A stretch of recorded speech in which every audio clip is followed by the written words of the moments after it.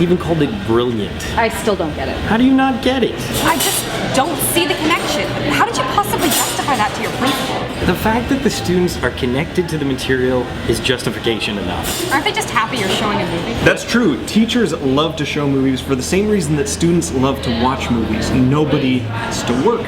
The teachers can just update Facebook for an hour. Wait, no, that's not true. The board blocks Facebook. Yeah, so it's YouTube. Like I said, brilliant. What's brilliant? Mike's level of laziness. I swear, you work harder at not having to work than you do at actually working. I'm like the Gandhi of laziness. Case in point, you should have worked harder on that simile. No, come on. I go to the loo for 2 minutes and I'm already out of it. Mike has found a way to connect To Kill a Mockingbird. I mean, the books, not the movie. Oh, you actually read in your class, do you? Movies are a type of reading. To X-Men First Class. Oh, so showing racism and the civil rights movement as an allegory for mutants in the world that fears them. See? Best teacher ever. It is pretty clever. You know, I wish more teachers would try and connect modern pop culture to classic literature. Like, where were you when I was in grade 10? I think in grade 12. There's only one problem. The X-Men movies aren't the best example of racial harmony and inclusion. I beg your gambit? That's right. The X-Men, huge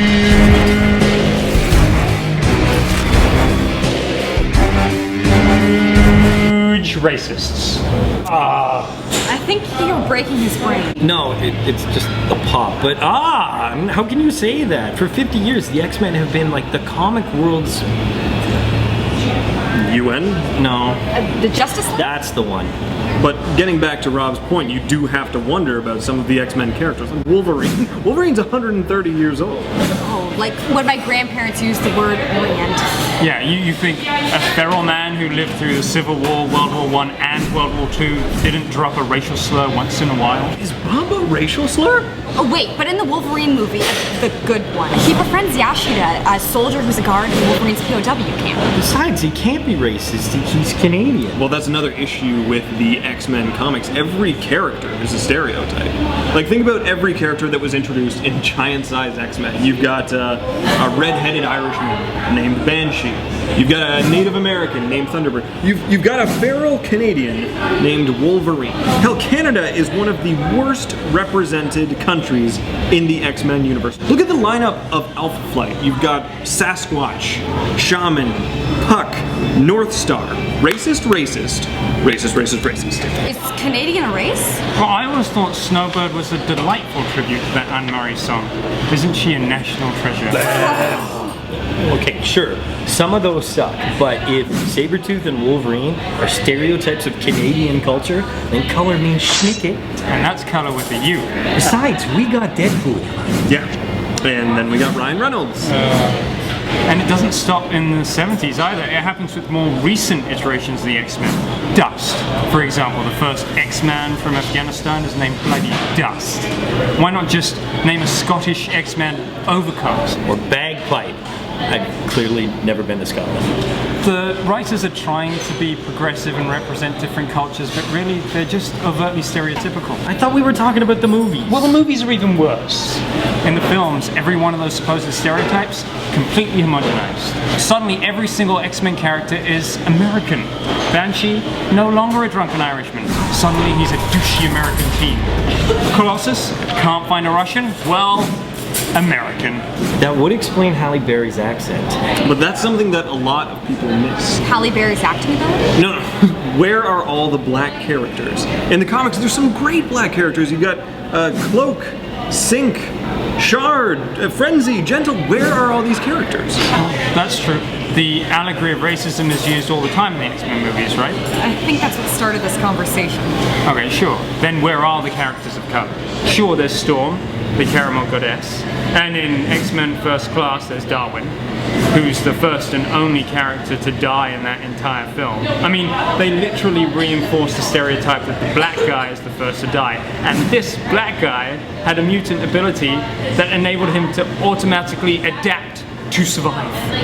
To survive.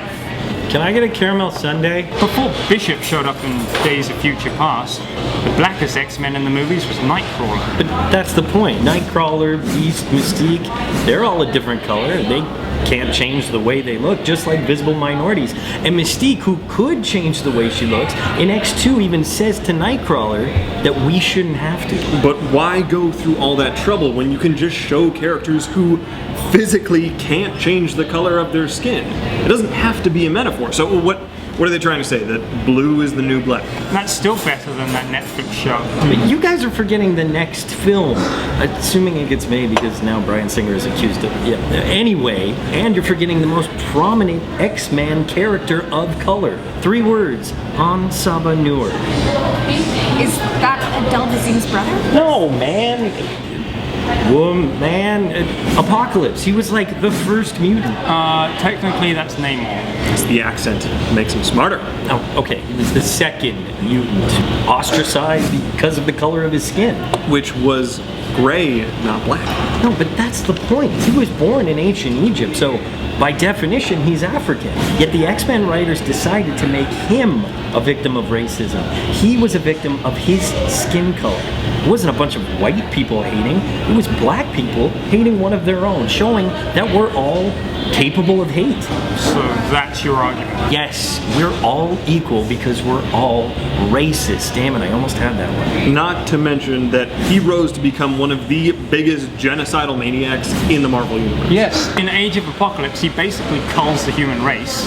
Isn't that the most racist thing so far? They're basically saying that the truest mutant of color is responsible for a Holocaust. What do you guys think, that X-Men Apocalypse is going to be like Schindler's List? Liam Neeson should play Apocalypse. He's tall enough. Oh, forget racism. Forget racism. Forget comparing the struggles of mutant kind to that of the racial segregation of the mid-20th century or the Holocaust. The argument is invalid because once they're identified as mutants, that's all we see. They lose their race, they lose their religion. We forget that Halle Berry is a caramel goddess. Where's my sundae? You forget that Magneto's Jewish because once they're mutants, they're mutants. Their struggle is automatically lessened because the science fiction metaphor creates a whole new subtext. If we're talking about hatred, what about the representation of women as second-class mutants? I mean, please continue, sister. Every time an X-woman is on screen, she's lovesick, powerless, or on some sort of estrogen-induced rage. Kitty Pryde, when they finally cast an actor to play her for more than 30 seconds, is automatically a lovesick puppy. Kitty. For Iceman, Mystique, yeah, sure, she's a kick-ass female, but she's basically a lapdog. That Kitty. To Magneto. I might change my sexuality for Fassbender. I mean, what? Same with Rogue. In the comics, one of the most powerful characters. In the movies, she basically neuters herself. Spades herself. For love. What does that teach women? Iceman's a pimp? No, it's that women on the X-Men are only good for 2 things. To present their sexuality or to serve the men. Even the team's name is sexist. Well, that would kind of explain the crappy version of the Dark Phoenix saga in the last thing. Right. Instead of an alien, omnipotent force taking over Jean, she's one of the strongest characters in the X-Men universe, and she's reduced to, I can't handle my emotional problems. It's basically a superpowered time of the month. Is that why that other character's named the Scarlet Witch? Yeah. So, what's worse? Racism, sexism, or the fact that we forgive it all because it's hidden behind a thin veil of science fiction subtext? Well, wouldn't sexism be worse? I mean, mathematically, there are only 2 genders in the X-Men universe, so you're effectively eliminating 50% of your audience and your characters. Or if you're Brett Ratner, you eliminate 100%. Hey, Real Schoolers, what did you think of the very first episode of Night School? We had a lot of fun making it. What did you think of those 3 actor-type people? They're pretty cool, aren't they? And that guy with the beard, very good looking. And an amazing writer. Hey, speaking of writing, do you have a topic that you think we should cover in Night School? If you do, of course, leave it in the comment section below. And if you haven't done so already, click subscribe wherever the button is. Click it so you can watch more Night School.